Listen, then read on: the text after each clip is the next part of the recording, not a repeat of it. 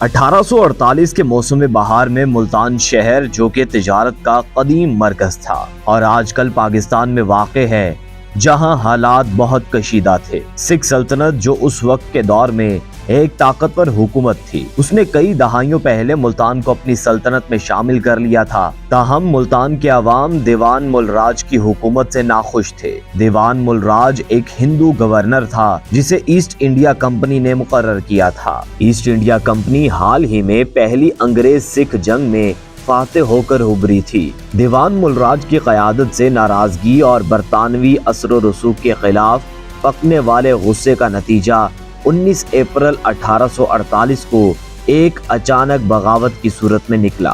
اس بغاوت میں شہر کی فصیل کے اندر موجود سکھ فوجیوں نے بغاوت کر دی اور 2 برطانوی افسران کو شہید کر دیا اور ملتان آنے والے تنازع کا مرکز بن گیا۔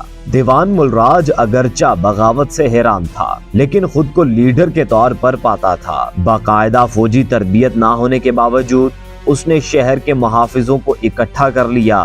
ملتان ایک مضبوط قلعے والا شہر تھا جو مزاحمت کے لیے تیار تھا۔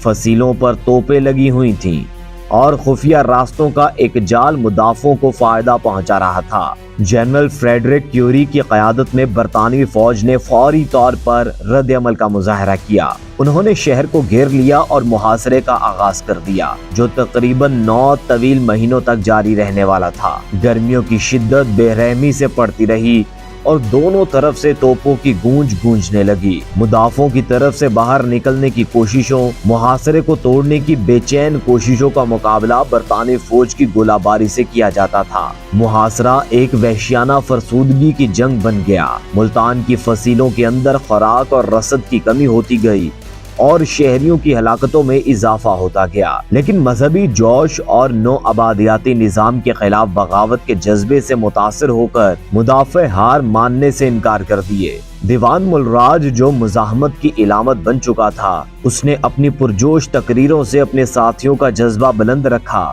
اور انہیں اپنے شہر اور اپنے عقیدے کے لیے لڑنے کی تلقین کی۔ دسمبر میں شہر کی فصیلوں کے اندر ایک تباہ کن واقعے نے حالات بدل دیے۔ شہر کا مرکزی بارود خانہ جہاں ملتان کا بارود ذخیرہ تھا، ایک زوردار دھماکے سے پھٹ گیا۔ سینکڑوں مدافع ہلاک ہو گئے اور شہر کے دفاعی نظام کو شدید نقصان پہنچا۔ اس ناکامی کے باوجود دیوان مل راج کا حوصلہ پست نہ ہوا۔ اس نے بے خوفی سے اعلان کیا کہ اس کے پاس ایک اور سال لڑنے کے لیے کافی بارود موجود ہے۔ جنوری 1849 تک دونوں طرف سے کمک پہنچنے کے ساتھ محاصرہ اپنے عروج پر پہنچ گیا۔ جنرل وش جو بیمار پڑنے والے کیوری کی جگہ لے رہے تھے، انہوں نے بھرپور حملے کا حکم دیا۔ برطانوی فوجی جو بہتر ہتھیاروں اور حکمت عملی سے لیس تھے، انہوں نے شہر کی فصیلوں کو توڑ ڈالا۔